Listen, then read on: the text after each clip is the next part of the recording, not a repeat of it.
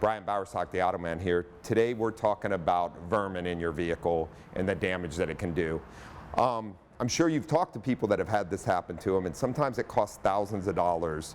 Rats and mice, they love during the fall and winter months to get up on a warm engine, dry area, create a nest, maybe under an intake manifold, etc. And they chew on everything, sometimes getting into the dash or air filter compartments or cabin air filter compartments, chewing holes, making nests, etc.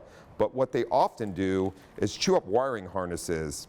They like the insulation off the wiring, and some vehicle manufacturers actually have created insulation that's attracted to them. The best thing you can do with a vehicle is not park it in areas that obviously have wood piles, places like that. Avoid those kind of areas. Keep dog food, cat food, things like that sealed that do not bring these pests around your vehicle, etc.